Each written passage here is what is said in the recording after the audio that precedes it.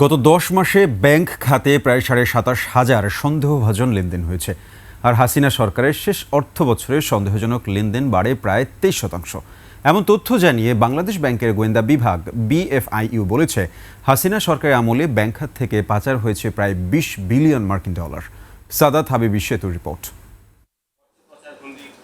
মঙ্গলবার বাংলাদেশ ব্যাংকের গোয়েন্দা ইউনিট BFIU ২০২৩-২৪ অর্থ বছরে বার্ষিক প্রতিবেদন প্রকাশ করে, যেখানে দাবি করা হয় সে বছর সর্বমোট ১৭,৩৪৫টি সন্দেহভাজন লেনদেন শনাক্ত করা হয়, যার মধ্যে মাত্র ১১৪টি লেনদেনের বিষয়ে জানানো হয়েছে CIDR দুদকের মতো তদন্তকারী সংস্থাকে। তবে আওয়ামী সরকারের পতনের পর সবার আগ্রহ মূলত ৫ আগস্ট পরবর্তী সময়ে কেন্দ্রীয় ব্যাংকের বর্তমান সক্রিয়তা নিয়ে।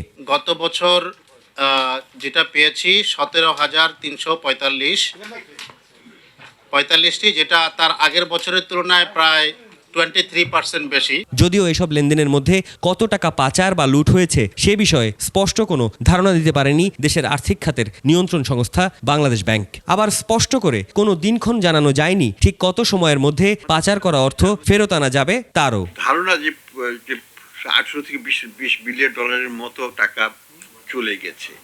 এটাকে ডকুমেন্টেশন করাটা একটা বিশাল চ্যালেঞ্জ এবং সেই কার্যক্রম চলছে। ৬ ব্যাংকের একীভূতকরণ ইস্যুতে গভর্নরের দাবি কোনো কিছুই রাতারাতি করা হচ্ছে না, সময় প্রয়োজন এবং ইসলামী ব্যাংকগুলোকেই শুরুতে একীভূত করতে চায় কেন্দ্রীয় ব্যাংক। এখন যে কোনো ব্র্যান্ডের পুরাতন এসি বদলে নতুন ওয়ালটন এসিতে উপভোগ করুন 25% ছাড়। ইসলামিক ব্যাংকগুলোকে নিয়ে একটা করার কথা আমরা চিন্তা করছি। এটাকে সরকারিকরণ করার পরেই আমরা এখানে অনেক টাকা ঢালতে হবে। মালিকানার হাতে নিয়ে স্ট্র্যাটেজিক ইনভেস্টর আমরা চেষ্টা করব, বিদেশি বিনিয়োগকারী, বড় বিনিয়োগকারী তাদেরকে নিয়ে এসে তাদের হাতে আমরা এটাকে ছেড়ে দেবো।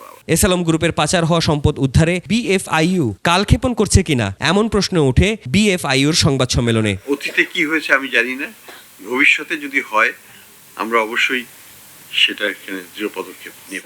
সাদাত হাবিবি সেতু, ২১ টেলিভিশন, ঢাকা।